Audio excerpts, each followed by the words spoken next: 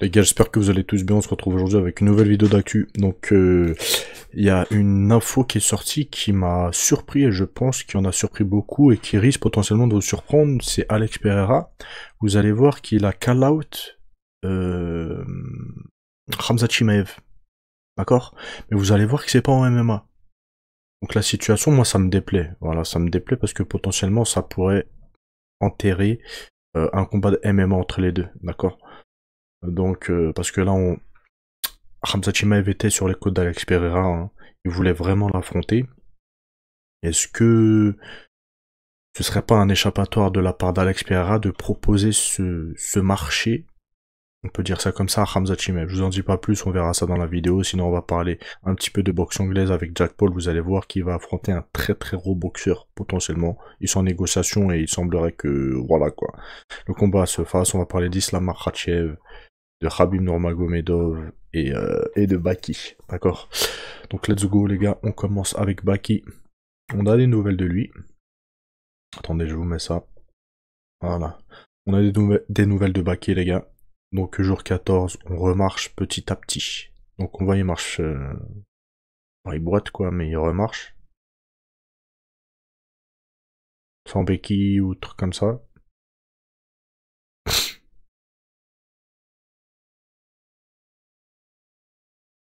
Tu marches comme un zombie de Project Zomboid. Il a mis 3 points d'interrogation.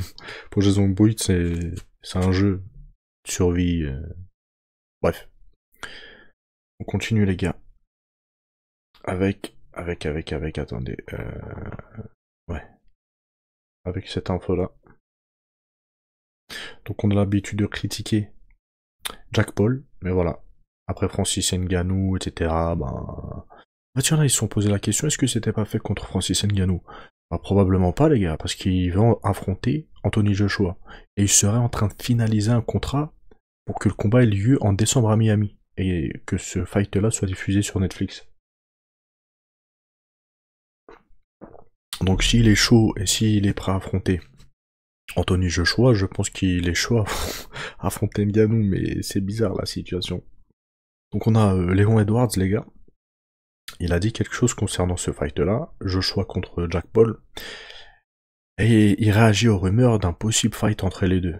Et il a dit quoi? Si Anthony Joshua ne met pas KO Jack Paul, c'est que le combat serait probablement truqué, ou quelque chose dans le genre. Donc là, on va voir si Jack Paul va attaquer Léon Edwards en...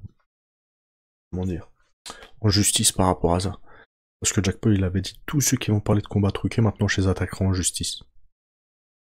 On continue les amis avec Dana White. Je sais pas si vous l'avez vu là. Regardez, c'est Mark Zuckerberg. By the way, too, people talk qui tourne avec Alex Pereira. Je crois que c'est Alex Pereira, ouais. Ah, c'est Alex Pereira. J'avais pas partagé la vidéo, ça fait 2-3 semaines. Il devait faire, je crois, un fight il y a 1 an ou 2 ans.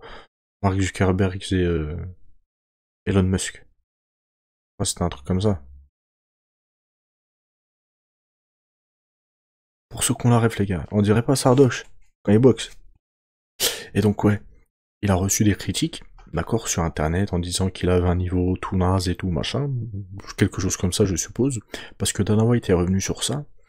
Et il a dit quoi? Il n'a pas du tout aimé les critiques sur le niveau de MMA de Mark Zuckerberg. Il a dit quoi? Il s'entraîne vraiment en MMA. Il vous casserait tous la tronche.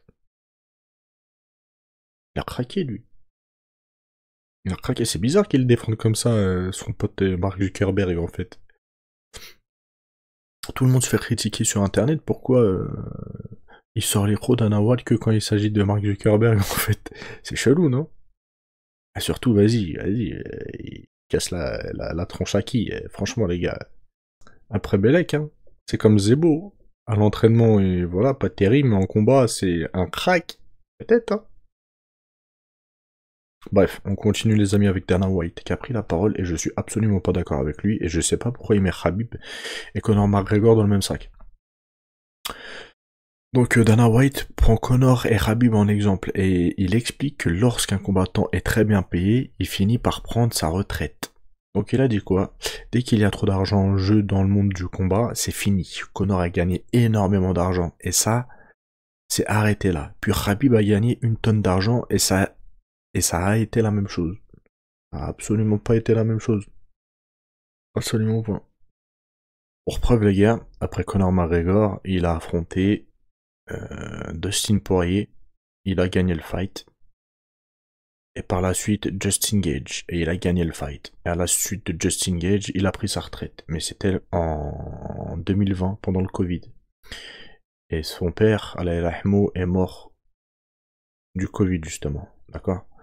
Donc, et on voit, hein, il a pas fait de loose hein, après Conor McGregor, etc. Donc il était toujours impliqué et toujours déter en fait, d'accord? Mais le truc c'est que toute sa carrière s'est faite avec son père.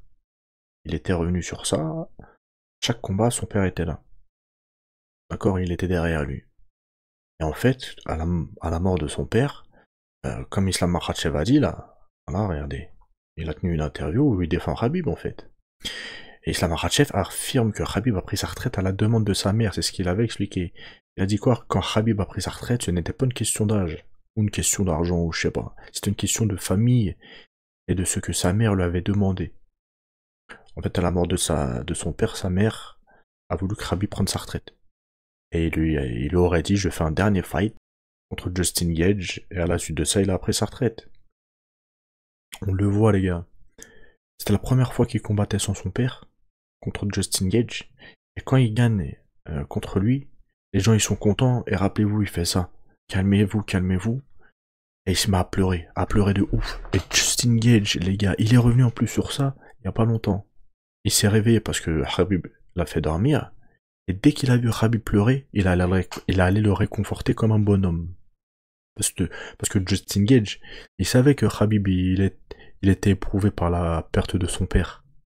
Il allait lui faire un câlin et le réconforter, etc.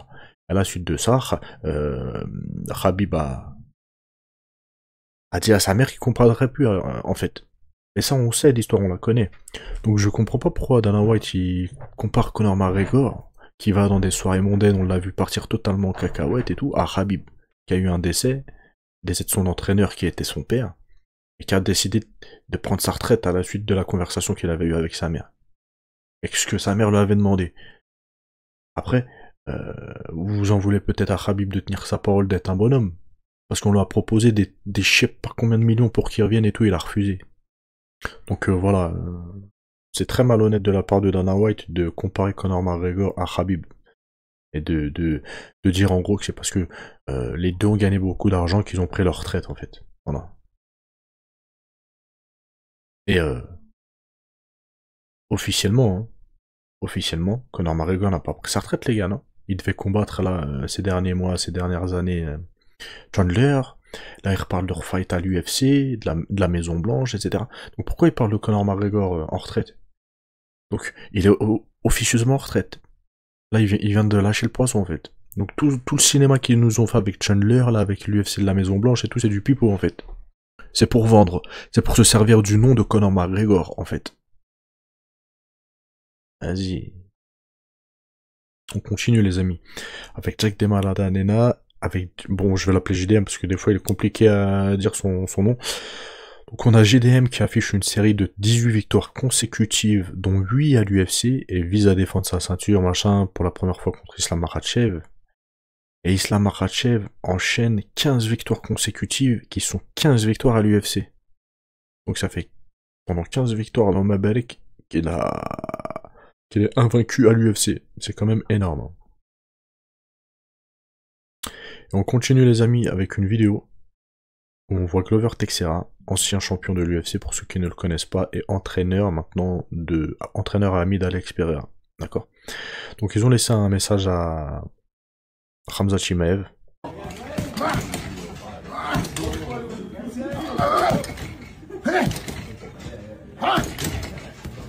What's up, coach? You training for Chimaev? For Chimaev, you gotta fight Poatan, bro. You know, he's like Le tir First of all, he needs to get there. We need John Jones. We want John Jones. Big name.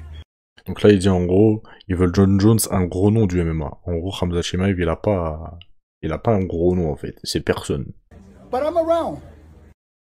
You mess with me in the lobby of the hotel, anywhere, you see me. You mess with me, I snatch the life right out of you, man. Et en gros, il dit s'il le croise dans un hôtel ou dans la rue, etc., que Khamzat Chimaev veut faire quelque chose, il lui ôterait la vie, quelque chose comme ça. Donc là, c'est traduit comment? Bah, c'est pas traduit. Voilà. À la suite de ça, on a Alex Pereira, les gars, qui prend la parole. Pô, esse cara, pô, fala de lutar comigo, pô, tem que chegar, entendeu? Pô, não tô... Tá longe, velho, tá longe, mas eu posso, né, fazer um desafio aí, lutar na área dele, se ele quiser. Olhar, deixa eu olhar. Vamos lutar na sua área, então, pô, vamos lutar no grappling, então. Pô, e outra, a gente pode lutar no UFC, né, tá passando, tem um evento do UFC, né, agora, né, o jiu-jitsu, tá. Pô, vamos fazer isso aí, então, vamos fazer acontecer. E outra, eu nem sei quanto que eu vou ganhar, mas é uma grana boa, né, pô, tá ligado, quem sou eu, né? Uma grana boa. E essa grana vai ser doada 100% pra caridade. Et donc là, il y a Alex Pereira qui défie Khamzat Chimaev pour un combat de grappling à l'UFC BJJ, d'accord? Et il dit, Chimaev veut m'affronter, mais il doit d'abord arriver à ce niveau. Il est loin, mais je pourrais le défier sur son terrain, faisant un combat de JJB. Et que potentiellement ça pourrait rapporter pas mal d'argent, et que l'argent serait reversé à une association, 100%, d'accord?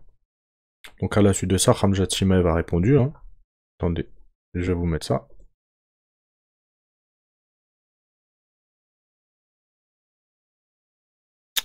Et il a dit quoi? Let's go easy money. Ah mince, attendez, on le voit pas là. Let's go easy money, d'accord? Et il a aussi répondu à Glover Teixeira, qu'il l'a menacé ouvertement, hein, d'accord? On le voit se faire toucher par Gustafsson.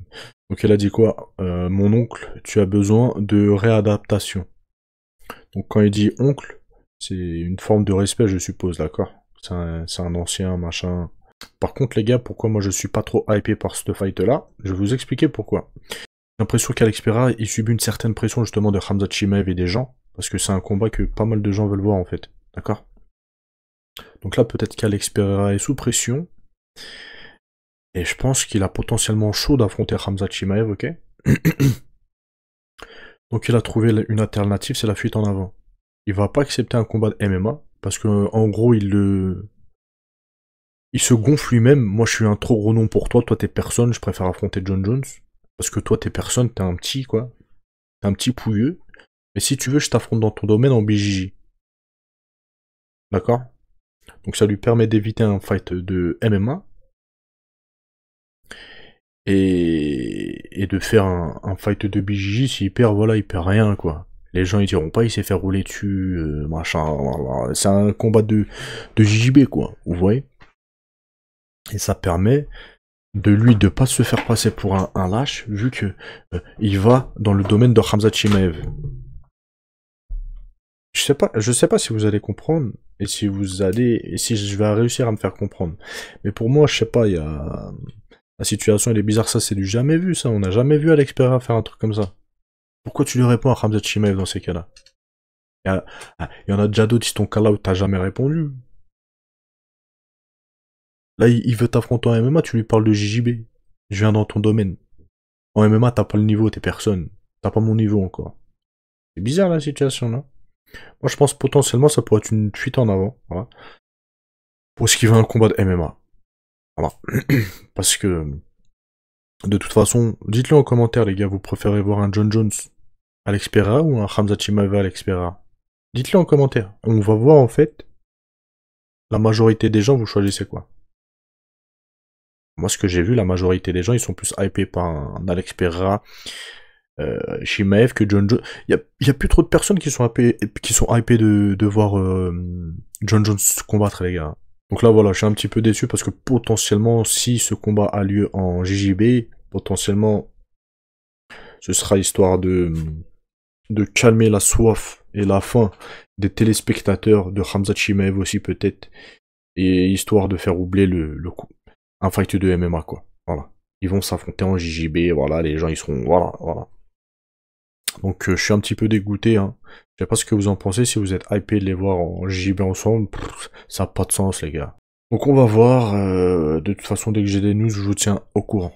En tout cas, dites-moi si vous êtes hypé ou pas. Moi, zéro hype. Après, bien évidemment, s'il y a le truc, je vais sans doute regarder, ok, mais je suis pas hypé, les gars, vas-y, c'est tout claqué, faut dire les termes, c'est claqué. Alex Pereira qui défie Hamza Chimev au JB, wesh, c'est quoi ça? Bref, je vous laisse, ciao ciao.